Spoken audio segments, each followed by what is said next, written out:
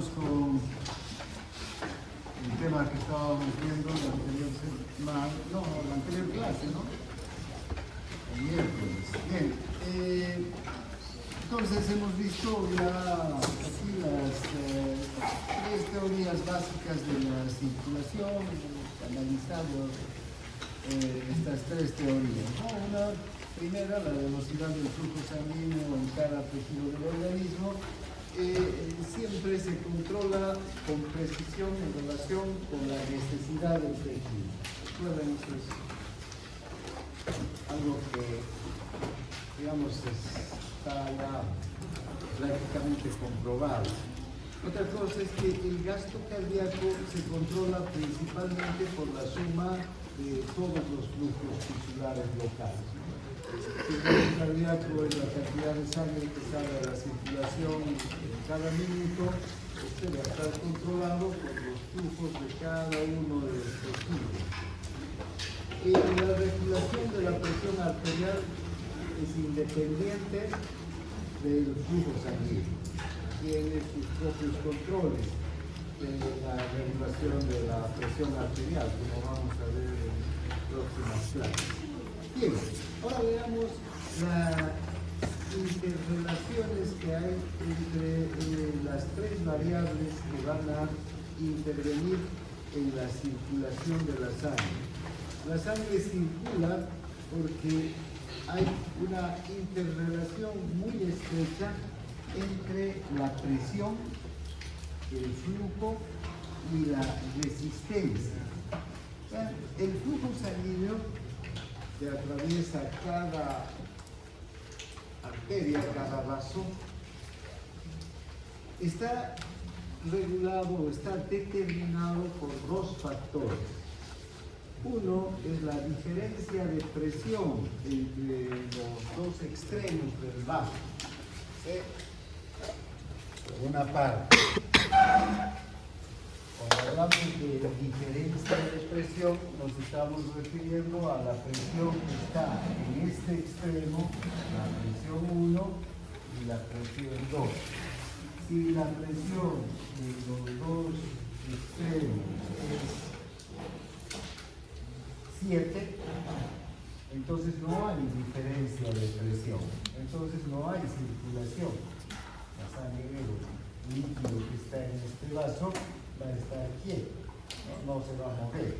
Pero si aquí, en un extremo, hay mayor presión que en este otro extremo, hay una gradiente, hay una diferencia de presión, entonces el líquido va a circular de una presión mayor a una presión menor, ¿no? Eso quiere decir la diferencia de presión de la sangre en los dos extremos del vaso. Y el otro día un poco hemos analizado esto cuando hemos visto la diferencia de presión que hay entre la aorta y las venas cava, ¿no? Como la sangre circula de la aorta hacia las venas cava y por esta diferencia de presión.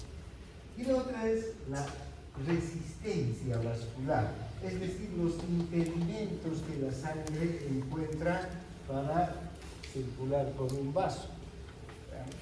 Estos impedimentos pueden ser de diferente, digamos, origen, pero en una circulación, digamos, normal, desde el punto de vista fisiológico, el principal impedimento o la principal resistencia vascular es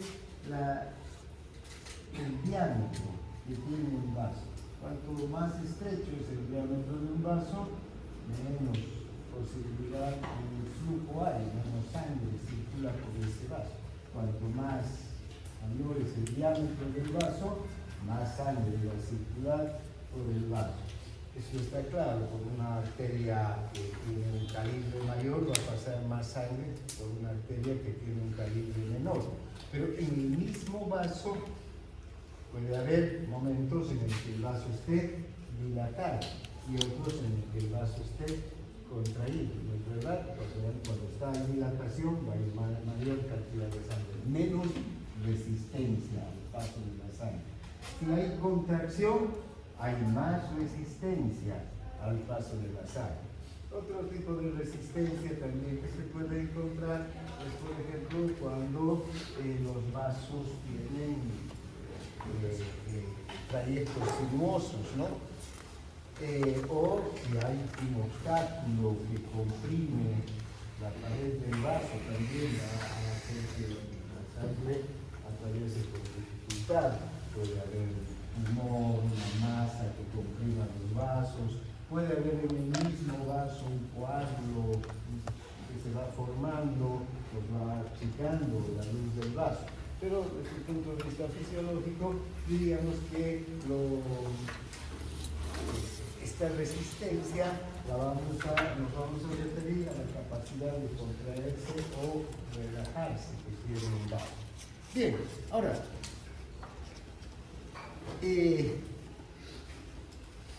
esta relación entre el flujo, la resistencia y la presión la podemos observar a partir de lo que se conoce como la ley de Ohm, la ley de Ohm para el flujo.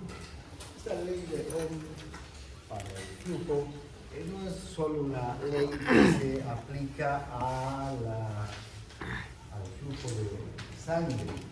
Nosotros lo vamos a aplicar al flujo de la sangre, ¿no? Esta ley de Ohm es una ley física general que se aplica para el cálculo del flujo de cualquier elemento que se mueva espacio. El aire, por ejemplo, el flujo del aire a través de un tubo, de un canal, de una ventana, no, pasa algo por ahí. El flujo de la corriente eléctrica. Entonces, muchas ciencias utilizan esta ley de Ohm para calcular los distintos flujos que hay en la naturaleza. En medicina, la ley de Ohm, entonces la aplicamos al flujo sanguíneo, es decir, a la cantidad de sangre que atraviesa un vaso, ¿no? A la cantidad de sangre que atraviesa un punto de la circulación. Entonces, esta ley de Ohm nos dice que el flujo sanguíneo, ¿no? El flujo sanguíneo, marcamos un segundito, por favor.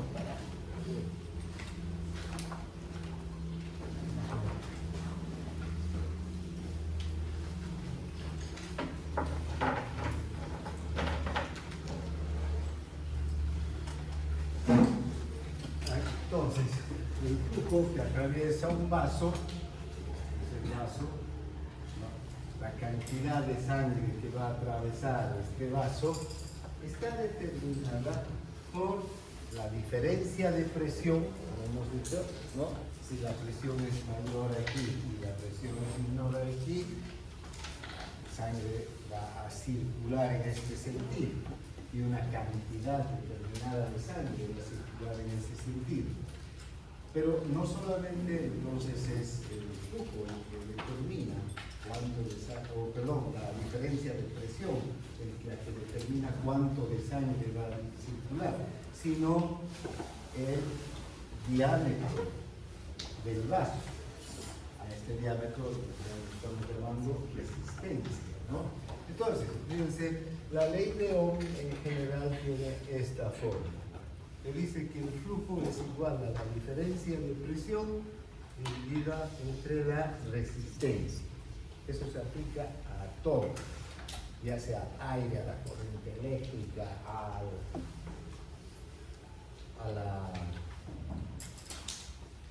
agua, a la sangre o a cualquier otro líquido. Incluso se podría aplicar para el flujo de personas que atraviesan algún punto específico, ¿no? Por este pasillo, por ejemplo, que tiene un diámetro, un ancho, ¿cuántas personas atraviesan en un minuto? Va a depender de cuánta gente quiera atravesar, digamos, ¿no? La presión y el ancho del pasillo. ¿ya? Cuanto más que quiera atravesar este punto, es por este pasillo, allá están aglomerados 1000, muchos van a atravesar, la verdad es en un minuto. Pero si a este lado hay 10 nada más que quieren atravesar el pasillo, seguramente solo los 10 atravesarán en un minuto. Si este pasillo es más ancho y allá hay 1000 que quieren atravesarlo, en un minuto van a atravesar más personas, ¿no es verdad? El pasillo es más ancho. Entonces, para cualquier flujo, movimiento, se puede aplicar esta ley de Ohm. Para nosotros, entonces, la ley de Ohm en adelante es para el flujo sanguíneo. ¿Ya? Bien, entonces, esta es la ley de Ohm. Entonces, si observamos esta fórmula, ¿no? Que es una fracción, podemos observar que el flujo sanguíneo es directamente proporcional a la diferencia de presión, pero es inversamente proporcional a la resistencia. ¿Ya? Grábense bien esta relación, la fórmula de la ley de Ohm. ¿Por qué decimos que es directamente proporcional a la presión? Porque cuanto mayor es la diferencia de presión entre estos dos extremos, mayor cantidad de sangre va a circular. Si aquí tengo una presión que es 0 y aquí una presión de 1, una presión pequeña, pero que es mayor que la de este lado, entonces va a impulsar una cantidad de sangre. Pero si aquí es 10, la presión, la fuerza con la que se va a impulsar la sangre es mayor, entonces va a salir más cantidad de sangre. Pero si la presión aquí es 100, es una diferencia muy grande de presión. Entonces va aumentando también el flujo, la cantidad de sangre que va a pasar por este vaso. Por eso decimos que cuanto más alta es la presión, mayor es el flujo. Si disminuye la presión, también va a disminuir el flujo. Vayan grabándose estas relaciones, porque lo que pasa cuando aumenta la presión en un vaso, el flujo hacia los tejidos, o disminuye la presión en un vaso hacia los tejidos, ¿no? Por el otro lado está la resistencia. Cuanto mayor es la resistencia, si este vaso está estrecho, más difícil que pase una cantidad grande de sangre que hay aquí, le va a costar más, entonces menos sangre va a pasar. Entonces, si mayor es la resistencia, menor es el flujo. Por eso se dice que es inversamente proporcional, ¿no es verdad? Cuanto menor es la resistencia, en este caso más dilatado o más ancho es el vaso, si menor es la resistencia, mayor va a ser el flujo, más cantidad de sangre va a pasar. Como el ejemplo de hace un momento, ¿no? Por este pasillo, si aquí hay 1000 estudiantes que quieren pasar a toda velocidad, ¿no? En un minuto pasarán, no sé,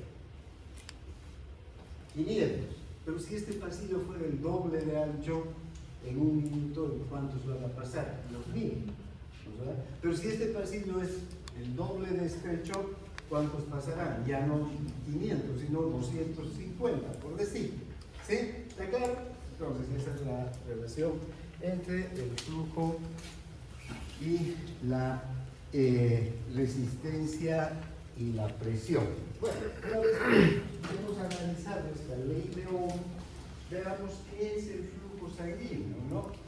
El flujo sanguíneo lo vamos a definir como la cantidad de sangre que atraviesa un punto dado de la circulación en un periodo de tiempo determinado. ¿Sí? Esta cantidad de sangre puede ser mililitros, pueden ser litros, el tiempo o el periodo de tiempo pueden ser minuto, puede ser segundo, ¿no? Va a depender también de las características del lugar donde estamos midiendo el flujo. En la aorta, por ejemplo, se puede medir ese flujo en mililitros por minuto, porque hay un alto flujo en la aorta. Sale mucha sangre del corazón hacia la aorta en un minuto, pero también lo podemos medir en litros por minuto, ¿sí? De hecho, por ejemplo, el flujo en reposo, el flujo sanguíneo en el reposo, es por la aorta de 5.000 mililitros por minuto. Esto hace que el litro sea 5 litros por minuto. Pero también, vean, el flujo podríamos medir en mililitros por segundo. Hacemos la conversión y alrededor de 100 mililitros por segundo es el flujo sanguíneo en gramos. 100 mililitros por segundo. Normalmente vamos a medir en litros por segundo, que es el volumen minuto. El flujo sanguíneo por la aorta es igual al volumen minuto, la cantidad de sangre que atraviesa la aorta por minuto, ¿sí? O también el sinónimo de volumen minuto es gasto cardíaco, que también cuando nos referimos al gasto cardíaco hablamos de la cantidad de sangre que atraviesa la aorta en un minuto. Entonces, volumen minuto, gasto cardíaco, flujo sanguíneo por la aorta son términos sinónimos, ¿ya? Escuchen estos tres términos, se está refiriendo a lo mismo. La cantidad de sangre que atraviesa la aorta, que viene del ventrículo izquierdo, ¿no?, hacia la circulación en un minuto. Bien, normalmente en el reposo este flujo es de 5 litros por minuto. Bien, o 5.000 mililitros, pero casi no vamos a usar lo de 5.000, ya van a ver ustedes que todas las asignaturas que van a ir pasando, se va a hablar de 5 litros por minuto. Bien, entonces ese es el flujo. Ahora, ¿qué características tiene el flujo sanguíneo? El movimiento de la sangre, ¿no?, atraviesa un punto de la circulación en un periodo determinado de tiempo. Puede haber un flujo laminar, generalmente en los vasos, y cuando no hay una velocidad de sangre aumentada en exceso, el flujo es laminar. Hagan de cuenta una situación hipotética, que este es un vaso, esta es la sangre, y en este momento está detenido todo, y hay una separación entre la sangre y un líquido, una solución fisiológica o agua pura, ¿sí? Empieza a moverse, bombea el corazón y verán cómo se produce el flujo. El flujo se va a dar por láminas. La sangre va a circular por láminas. Estas láminas generalmente, ¿por qué se conforman? Por eritrocitos, digamos, ¿no?, que se van alineando en el flujo laminar. ¿Sí? Son láminas de capas, digamos, de sangre. Y como ustedes pueden observar, que los eritrocitos o la sangre que está más pegada a la pared del vaso van más lentamente, ¿sí? Porque si en este punto ha empezado a moverse, podemos observar que adquiere una forma aerodinámica, ¿no? Los eritrocitos, entonces, estos que están en el centro, van a moverse más rápido que los que están en las partes más laterales. ¿Y qué se ve? Porque estos rozan, digamos, aunque no entran en contacto con la pared endotelial. La pared del eritrocito tiene cargas negativas y el endotelio también tiene cargas negativas. Entonces hay una, ¿no?, situación de freno a estos electrones cerca de la pared endotelial. En cambio, estos otros que están al centro circulan más libremente, ¿no? Y eso pasa también con el aire, con todo. Siempre se producen estos flujos aerodinámicos, ¿no? Entonces aquí circula en láminas. Ahora, este flujo laminar está generalmente presente en cada momento de la circulación, excepto tal vez en algunos lugares donde hay presiones demasiado altas y flujos demasiado intensos. En la aorta, por ejemplo, ¿recuerdan la velocidad del flujo sanguíneo? ¿Cuánto era? No, velocidad. En la anterior clase hemos hablado de la velocidad en la aorta. Hemos hablado de la velocidad de la sangre en los vasos, ¿no?, que es igual a flujo dividido entre el área, la superficie transversal, ¿no? ¿Cuánto era? 33 centímetros por segundo, ¿no? En cambio, vamos bajando, se va haciendo más amplia la superficie, ¿no?, y va disminuyendo la velocidad de la sangre, ¿no? Entonces, en estos lugares donde la velocidad es más intensa, puede variar el flujo laminar, pero en general es un flujo laminar, ¿no? Ahora, este flujo laminar se puede convertir en flujo turbulento. Fíjense qué interesante. Aquí los eritrocitos están yendo ordenados en fila, ¿no?, cada uno en su sitio. Pero en este flujo turbulento observamos que si aquí hay un obstáculo o aquí hay un obstáculo, ¿sí?, o aquí, más bien, hay un obstáculo, ¿qué va a ocurrir? Este eritrocito está circulando, choca contra este obstáculo y va a cambiar de dirección. Este va a chocar contra este y lo va a obligar a que cambie también de dirección. Y así sucesivamente. Ustedes han ido alguna vez a algún arroyo y ven que las aguas están circulando tranquilamente, pero ponen una piedra, ¿sí? ¿Qué pasa con el agua? Se desvía y empieza en contacto con el otro vaso del agua que también se ha desviado, va formando unos remolinos, ¿verdad? Aire también ocurre eso cuando los vientos se cruzan por unos remolinos. En la salud sucede lo mismo. Por eso esto se llama flujo turbulento, ¿sí? ¿Cuándo se presenta flujo turbulento?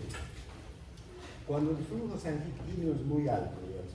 En la aorta puede haber turbulencias cuando sale, ya sabemos, sale a una gran presión, ¿no?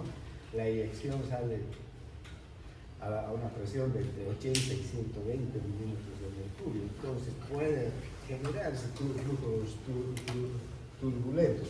Pero también cuando hay obstrucciones o cuando hay giros demasiado bruscos en la sangre, en el trayecto de los vasos, ¿no? Generalmente los vasos van a tener unos recorridos que no son demasiado angulares, ¿no? Pero hay algunas formas, por ejemplo, cuando estamos parados así, apretando los brazos contra el cuerpo, ¿ven? Puede angularse demasiado nuestras arterias y las venas también, que están volviendo, y generar algunos flujos turbulentos.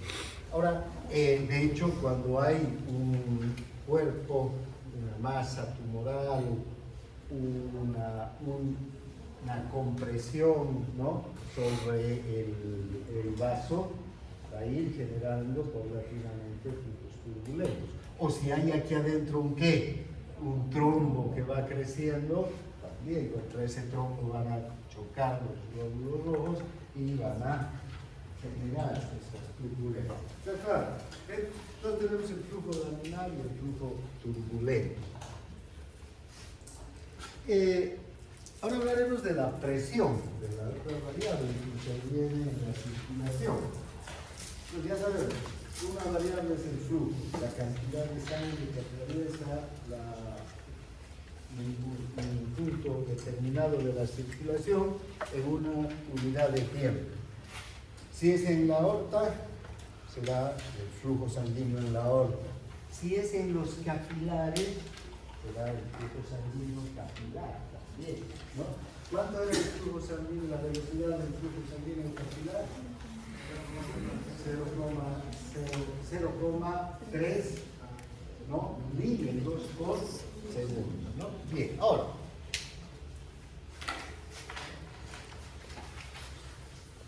¿Qué es la presión? La presión no es nada más que la fuerza ejercida por la sangre sobre la superficie, sobre una unidad de superficie, un centímetro cuadrado, un milímetro cuadrado, si quieren ustedes, de la pared del vaso que lo contiene. Tiene una botella de agua con agua.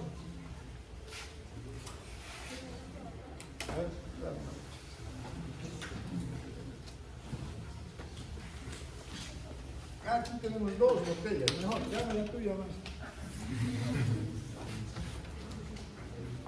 Para poder. Fíjense, esta botella tiene agua, ¿no? Esta agua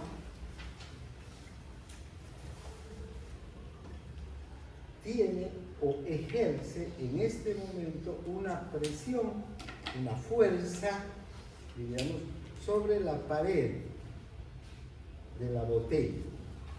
¿Sí? Si yo aprieto, vean, aprieto la botella, ¿qué va a ocurrir si suelto? Inmediatamente vuelve a su forma, ¿no es verdad? ¿Por qué?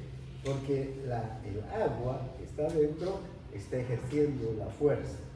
Entonces, si toco, hay una resistencia dentro de la botella, que es la presión del agua que se está ejerciendo sobre las paredes. ¿Sí? En esta parte donde no hay agua, ¿verdad? Es más fácil doblarla, incluso se queda, ¿no? Casi abollada la botella. Entonces, eso es un ejemplo muy sencillo, igual aquí podemos ver. Aprieto aquí, miren, aquí hay más presión todavía. Y aquí igual, aquí no hay presión. Aquí hay un poco menos de presión porque, bueno, la superficie del aire está más cerca, pero aquí donde hay más presión es en la base, porque el mismo peso del agua, es decir, que aquí abajo hay más presión. ¿Ustedes han entrado alguna vez a una piscina? Si se zambullen arriba de la piscina no pasa nada, pero si la piscina tiene unos 2 metros, digamos, de fondo y ¿qué siente? En los oídos, ¿no? Hay una presión en los oídos. Entonces el agua está presionando. Hay una presión. Todos los líquidos y los gases también ejercen una presión sobre las paredes. También recuerden el mismo principio cuando vamos a hablar ya de los gases, del aire, del dióxido de carbono, cuando hablamos del respiratorio. También los gases ejercen una presión. Acordarse seguramente de la ley general de los gases que han debido ver en el colegio. Vamos a repasar esa ley, la ley de Avogadro, la ley de Mariot, ¿verdad? Bien, pero no es nuestro tema ahora, pero decirles que los gases también ejercen una presión. Entonces, vean, ¿cómo se mide la presión? Esa fuerza que la sangre o cualquier líquido o gas ejerce sobre las paredes de los recipientes en milímetros de mercurio, es una medida. La otra medida es centímetros de agua, ¿ya? Un milímetro de mercurio equivale a 1.33 centímetros de agua, ¿ya? a veces hace falta hacer esta conversión, pero también, por ejemplo, la presión arterial no se mide en centímetros de agua, se mide en milímetros de mercurio. La presión del oxígeno, ¿no?, podemos medir en milímetros de agua, pero también, o en centímetros de agua, pero también en milímetros de mercurio. Pero la presión arterial es en milímetros de mercurio, ¿ya? Ahora, si la presión en un vaso es de 50 milímetros de mercurio, la fuerza ejercida es suficiente para empujar entonces una columna de mercurio contra la gravedad hasta 50 milímetros. ¿Qué quiere decir esto? Que si yo tengo, este es un vaso por el que está circulando la sangre, ¿verdad? Esta sangre ejerce una fuerza sobre cada unidad de superficie, ¿no? Sobre esta unidad de superficie, una fuerza determinada. Si yo conecto un tubo, ¿verdad?,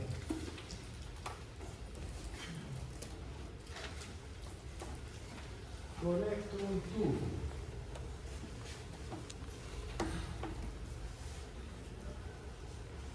que está a su vez ocupado,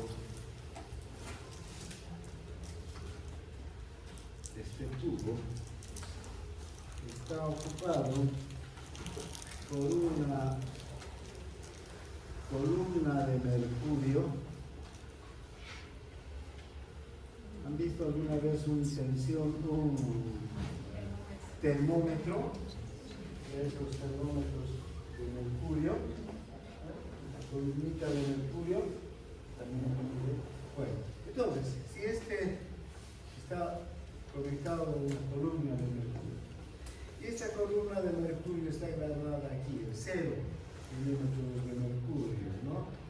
10 milímetros de mercurio, 20, 50, 100, 100, 200, por decir, ¿no?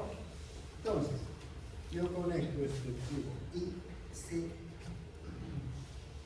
permeabiliza y la sangre entra hacia el interior del tubo. La sangre entonces va a entrar y va a empujar la columna de mercurio con una fuerza que está ejerciendo sobre la pared. Entonces, esta columna de mercurio, dependiendo de la fuerza que tenga la sangre sobre la pared, va a subir. Podrá subir a 10, a 20, a 50. Si sube a 50 milímetros, ¿no?, calculado en milímetros está esto. Si sube a 50, entonces ¿qué diremos? Que la presión de la sangre es de 50. ¿Y qué va a ocurrir durante la sístole y la diástole, por ejemplo, en una arteria, ¿no?, que está conectada? Durante la sístole llegará a ¿cuánto? Durante la diástole a 80, ¿no? Y durante la sístole 120. Entonces, diástole 80, sístole 120. Después volverá a bajar, ¿no?, a 80. Otra vez sube y baja entre 80 y 120. Porque a esa presión nos estamos refiriendo. Esa es la presión de la fuerza que la sangre ejerce sobre las paredes de las arterias. Bien, si la presión entonces es 100, va a subir a 100. Si es 120 durante la sístole, 120. Durante la diástole, 80. Ahora, una cosa que tenemos que considerar, y esto no se tiene que olvidar nunca, es que si la ley de Ohm dice que el flujo es igual a la presión sobre la resistencia, podemos también calcular la presión a partir del flujo y la resistencia. Entonces, presión, si despejamos esta fórmula, presión va a ser igual a flujo por resistencia. ¿Sí? Presión es igual a flujo por resistencia. Si aumenta el flujo, es decir, si aumenta la cantidad de sangre que está pasando en este momento, Si ahora está en 100 mililitros, pero aumenta a 200, ¿qué va a pasar? Este vaso se tiene que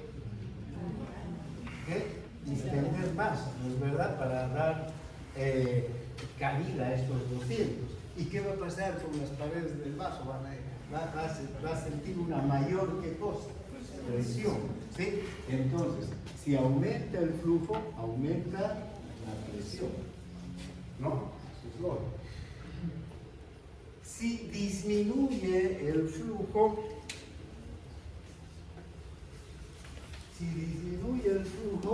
va a disminuir también la presión. Eso pasa, por ejemplo, cuando hay una hemorragia. Si pierde sangre, ¿qué va a entrar el paciente? Hipotensión, ¿no? Cuanto más sangre pierda, más cae la presión arterial. Y finalmente, si pierde mucha sangre, la presión puede caer hasta 0 y morir, ¿no? Por otro lado, está la resistencia, que también, si aumenta la resistencia, este vaso se vuelve más estrecho, ¿qué va a pasar? Va a aumentar la presión, ¿no? La sangre va a ejercer más fuerza sobre la pared del vaso. Entonces, aumenta la resistencia y aumenta la presión. Si disminuye la resistencia, va a disminuir la presión. ¿De acuerdo? ¿Sí? Entonces, podemos sacar que la relación entre el flujo, la presión y la resistencia en esta fórmula es la siguiente, ¿no? La presión es directamente proporcional al flujo y la presión es directamente proporcional a la resistencia. Aumenta el flujo, aumenta la presión. Aumenta la resistencia, aumenta la presión. Directamente proporcional. Disminuye el flujo, disminuye la presión. Disminuye la resistencia, disminuye la presión. Esto recuerden bien porque les va a servir para toda su vida. Al año, cuando vean fármacos antihipertensivos, van a ver que hay fármacos que actúan sobre el flujo. Otros actúan sobre la resistencia para regular la presión. Y hay otros que actúan sobre el flujo y la resistencia. ¿Sí? Entonces, estas fórmulas no están ahí para aburrirlos, digamos, ¿no? Física, yo tengo que ver con física, yo quería estudiar medicina, poner inyección. Pero no es así, medicina. Para entender la medicina hay que entender la física, ¿vale? Entonces estas fórmulas son importantísimas. Bien, entonces, ahora, vean, este es el método que se utilizó en un perro, similar a este, ¿no? Que les he dicho, para calcular la presión. Hoy en día tenemos un aparato, nosotros, el tensiómetro, que lo inventó Rivarossi, un médico hace muchísimos años atrás, y que permite medir la presión sin tener que meter un catéter, ¿no?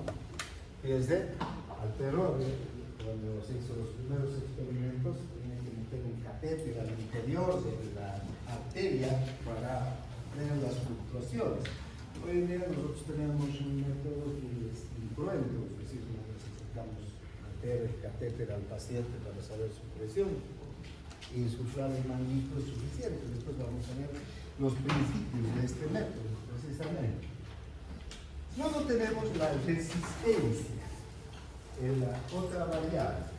Vean que la resistencia, ¿qué es? Es el impedimento al flujo sanguíneo. Por eso se llama resistencia. ¿Sí? Los vasos ejercen una resistencia, se oponen, si quieren, a que el flujo sanguíneo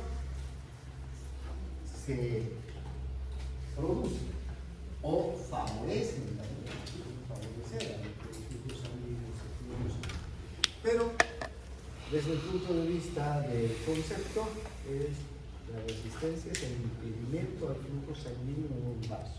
Este impedimento, como les decía hace un momento, se puede dar o porque el vaso es más estrecho o porque hay un obstáculo dentro del vaso o fuera del vaso que está comprimiendo al vaso y está haciendo que haya una menor luz, digamos, en el vaso para que pase la sangre, ¿no? También entonces la resistencia se calcula a partir de la ley de Ohm, ¿no? ¿Ya? Despejamos la ley de Ohm para la resistencia y resulta que la resistencia es igual a la diferencia de presiones en el vaso dividida entre el flujo sanguíneo, ¿no?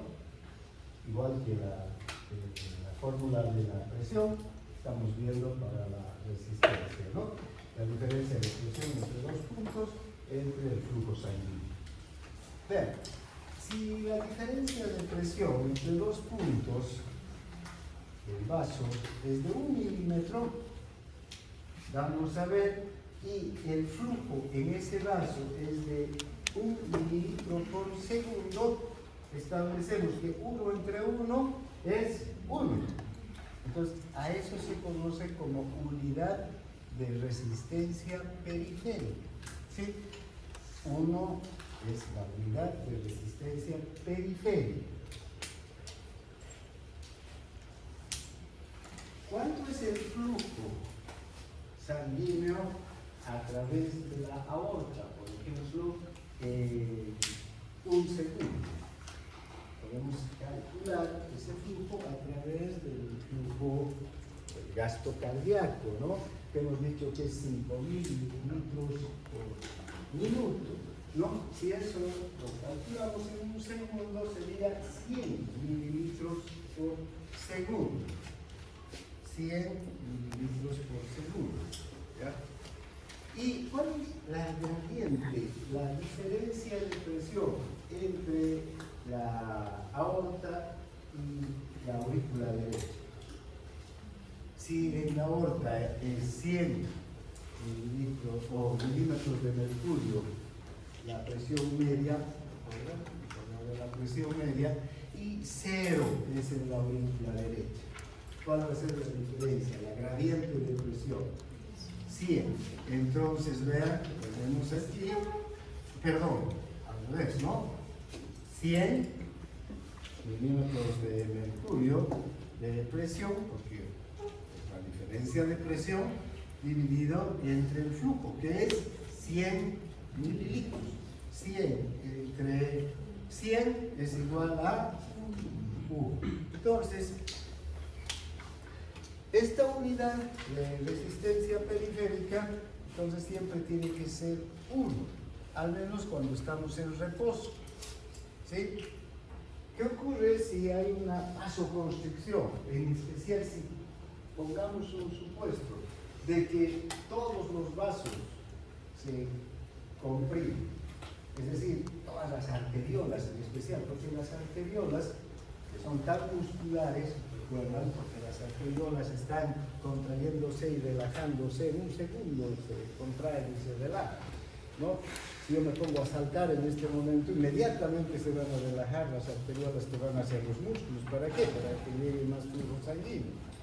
Si me pongo a dormir, van a un poco contraer, ¿no? Para que haya menos flujo sanguíneo, porque los músculos no van a estar ocupando el oxígeno o una cantidad grande de oxígeno. Bien, entonces las arteriolas se contraen y se contraen. Si todas nuestras arteriolas se contraen, va a aumentar la resistencia periférica. ¿A cuánto aumentaría la resistencia periférica con todas las arteriolas contraídas? A 4 unidades de resistencia periférica.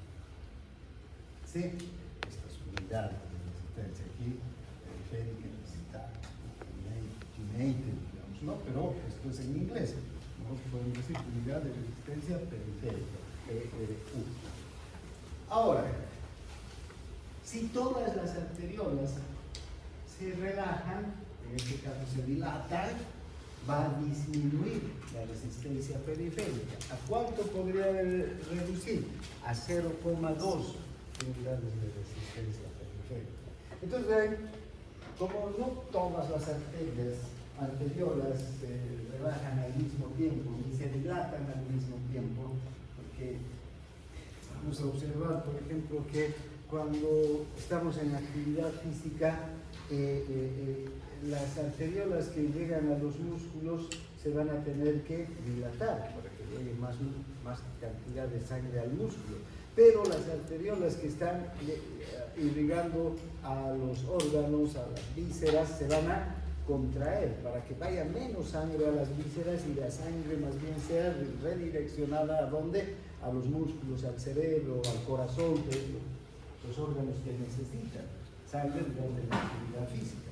Pero no siempre todas las arteriolas están relajadas o todas las arteriolas están contraídas desde el punto de vista fisiológico, ¿no? Bien, entonces, también podemos hacer el cálculo en la diferencia de presión y el flujo que hay en el sistema pulmonar, ¿no? Con la circulación pulmonar. Ya sabemos que esta circulación pulmonar tiene menos, digamos, presión, menos gradiente de presión, ¿no? ¿Cuánto es la presión en la arteria pulmonar? No, en la arteria pulmonar, la presión media es 16. Lo acaba de aquí no tiene nada que ver, es de 16. ¿Y cuánto será la presión en el ventrículo izquierdo? El ventrículo izquierdo tiene un poco más de presión que el derecho. Digamos, al ser de 2, ¿sí? 16 entre 2, 14, ¿no? Y si tomamos en cuenta que el flujo sanguíneo es el mismo, igual la misma cantidad de sangre bombea el ventrículo derecho que el ventrículo izquierdo, es 100 mililitros de sangre por segundo. Si hacemos esta operación, vamos a ver que la resistencia periférica en los vasos pulmonares en reposo es de 0,14 unidades de resistencia periférica. Entonces, hay una diferencia entre la resistencia periférica. Es muy corto el trayecto entre el corazón y el pulmón. Bien. Entonces, bueno, lo que les decía, la resistencia periférica vascular total, ¿no? Bien. Ahora, ¿qué es la conductancia? Este es un término también que se utiliza para cuando estamos hablando de la circulación de la sangre, ¿no? La conductancia no es más que la medición del flujo sanguíneo a través de un vaso para una diferencia de presión dada. Hace un momento estábamos hablando de toda la circulación, ¿no? Comparando la diferencia entre la aorta y la aurícula derecha. Ahora estamos hablando ya de la diferencia de presión en un vaso determinado. ¿Sí? ¿Cuánto de diferencia de presión puede haber entre el inicio de una arteria y el final de esa misma arteria, o el inicio de otra arteria, o de un grupo de arterias, ¿no? También esta conductancia se mide en mililitros por segundo, ¿no? Por milímetro de mercurio de presión. Entonces, o litros por segundo por milímetro de mercurio de presión. ¿Esto qué quiere decir? Que cuando hay pequeños cambios en el diámetro de un vaso, pueden provocar enormes cambios en la capacidad de conducir la sangre que tiene el vaso. Esta conductancia, entonces, relaciona la cantidad, el flujo de sangre que pasa a través de un vaso con la presión que se ejerce sobre el vaso. ¿Sí? ¿No? Si hay mayor presión o menor presión, puede pasar mayor cantidad de sangre o menor cantidad de sangre por un vaso determinado. Esta conductancia la podemos ver en otra fórmula, en otra ley que es la ley de Poussin o la ley de la cuarta potencia. Esta ley de Poussin nos dice que en un vaso que es redondo, porque un vaso no es cuadrado, ¿no? Un vaso es redondo.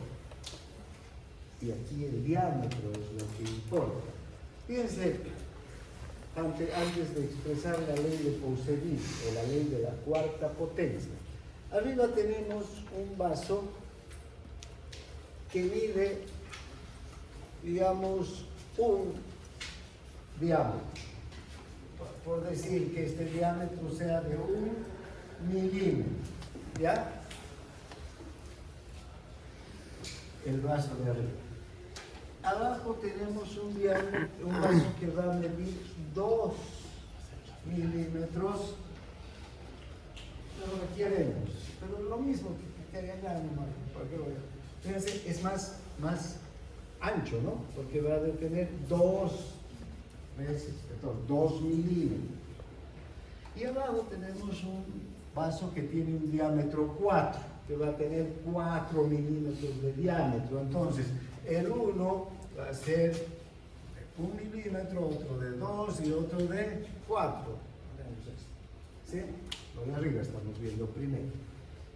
Si observamos allá en el extremo izquierdo para ustedes, la presión es la misma para los 3 vasos, para el que tiene el diámetro 1, el diámetro 2 y el diámetro 3.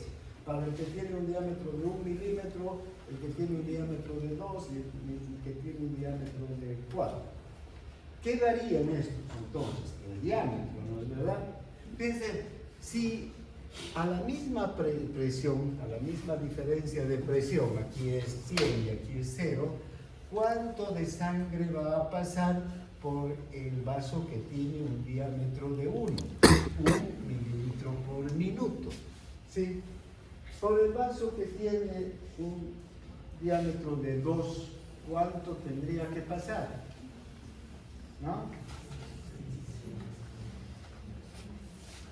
Lo lógico, a veces uno piensa y dice 2, doble, ¿no? Pero cuando estamos hablando de un vaso que tiene un diámetro que es redondo, la diferencia es otra, ¿sí? Fíjense, va a pasar 16 veces más sangre. Basta que, sí, este diámetro, ¿no? Si tendríamos un diámetro el doble de este, hagamos que es así, entonces va a ser, no va a pasar el doble de sangre, sino 16 veces más sangre. Y si tuviera 4 veces, pasaría 556 veces más sangre. Por eso se dice en la conductancia que pequeños cambios en el diámetro de un vaso pueden provocar grandes cambios en el flujo sanguíneo. Entonces, si este vaso que tiene 1 milímetro se contrae un poquitito nada más, ya disminuye mucho el flujo. Ya ni qué decir si se contrae a la mitad, va a disminuir 16 veces el flujo. Y si este vaso se aumenta un poquitito su diámetro, va a aumentar en gran medida el flujo. ¿Sí? Ni qué decir si se duplica el diámetro del vaso. Porque estamos, lo que es un diámetro, ¿no? ¿Sí? ¿Saben lo que es el diámetro? A ver, el último de esta fila, ¿qué será el diámetro? ¿Saben lo que es un diámetro?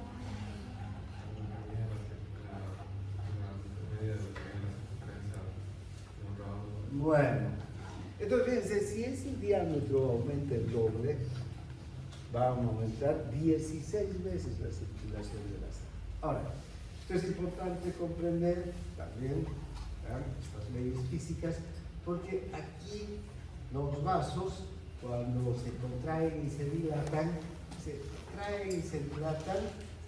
no, pues, no es que un vaso se va a dilatar hasta 4 veces su diámetro, ¿no?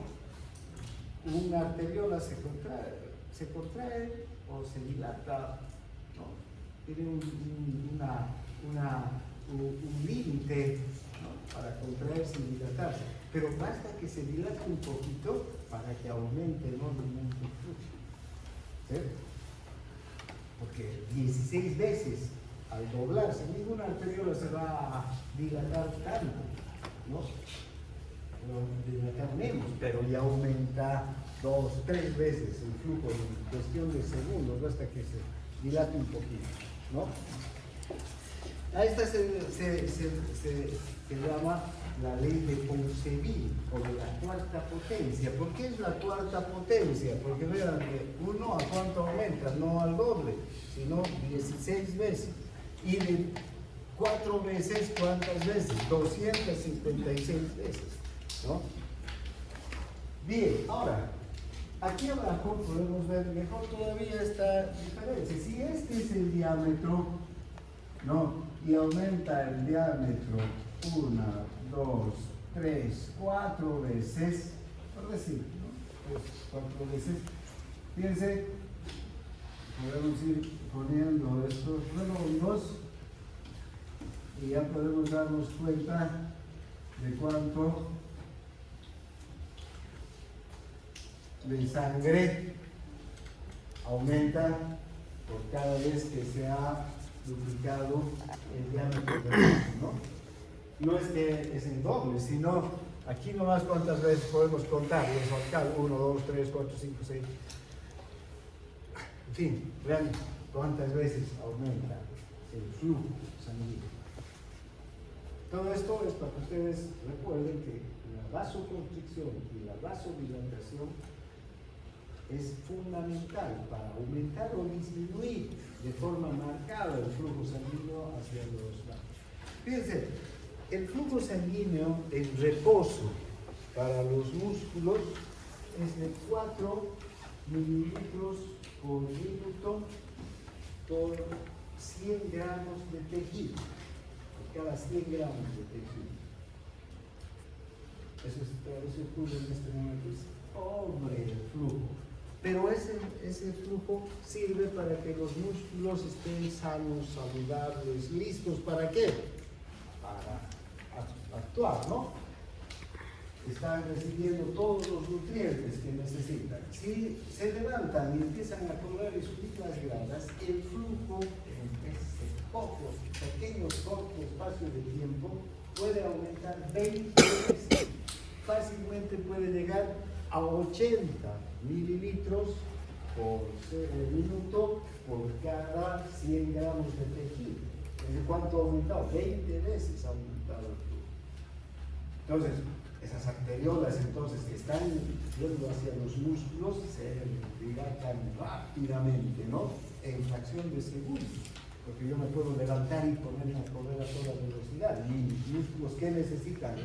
En ese instante, no mañana, ni cuando esté llegando a las gradas. Ya cuando estoy corriendo de aquí a las gradas, los músculos necesitan oxígeno, glucosa para sus necesidades metabólicas. Si no tienen, no voy a poder ni llegar a la puerta, ¿no? Entonces, es así como los vasos son capaces entonces de responder a las demandas de flujo sanguíneo que se incrementan en un segundo. En un segundo puede necesitarse una gran cantidad de sangre que circule por un territorio determinado de la circulación. En este caso, los músculos. Abren y cierran, abren y cierran, abren y cierran sus manos en este momento. ¿Dónde va a aumentar el flujo? No va a ir a mi pie, ¿a dónde? A los brazos. Estas arteriolas están inmediatamente dilatando, ¿verdad? ¿Para qué? Para llevar una cantidad enorme de flujo. Porque estos músculos ya no están en reposo, están en gran actividad. Bien, entonces a eso se refiere estas características físicas, ¿no? Ahora, otra situación que tiene el flujo sanguíneo es que el flujo sanguíneo puede tener diferentes características. Hay flujos sanguíneos, por ejemplo, donde hay una diferencia de resistencia determinada, ¿no?, en un solo vaso, o una resistencia 1 y una resistencia 2.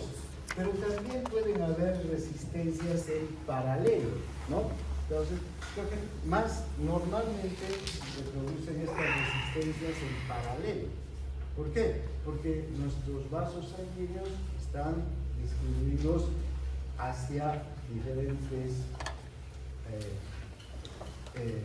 estructuras, ¿no? Incluso en los músculos, ¿verdad? No vamos a tener un solo vaso, sino las arterias se van ramificando, más arteriolas, más capilares. Entonces, generalmente las resistencias se van a sumar no una sola resistencia de R1 a R2, sino resistencias en paralelo, R1, R2, R3, R4. Bien, ahora veamos otra característica del flujo. ¿Cuáles son los efectos del hematocrito y de la viscosidad de la sangre sobre la resistencia vascular y el flujo sanguíneo? Y esto es importante porque el hematocrito se conoce como el porcentaje de células, en especial de glóbulos rojos, que hay en una cantidad determinada de sangre. No estamos hablando de la cantidad de glóbulos rojos, sino del porcentaje de glóbulos rojos que hay en una muestra de sangre. Este porcentaje está entre el 40 y el 45%, ¿no? Tienen que ser glóbulos rojos. ¿Y el resto qué va a ser? Plasma. Cuanto mayor sea la cantidad de glóbulos rojos, mayor va a ser el hematocrito, ¿sí? El porcentaje de células, y menor el porcentaje de plasma. Cuanto menor es el hematocrito, menor va a ser la cantidad de glóbulos rojos con relación al plasma, ¿no es verdad? Pero mayor va a ser la cantidad de plasma. Voy a invertir. Bien, entonces, ahora, ¿por qué es importante esto? Porque la cantidad de glóbulos rojos van a determinar la densidad o la viscosidad de la sangre, ¿no? Desde luego las proteínas plasmáticas, los iones, todo lo que esté dentro de la sangre va a contribuir a la viscosidad o a la densidad, pero lo más importante son los glóbulos rojos, porque son las células más numerosas que están en la sangre. Entonces, estos van a contribuir a la viscosidad. La viscosidad de la sangre es 3 veces mayor que la del agua, ¿sí? Esto es importante porque, vean, si yo tengo un tubo, una bombilla, que tomamos un refresco, ¿no? Y hago chorrear aquí gotas de agua, ¿con qué velocidad va a pasar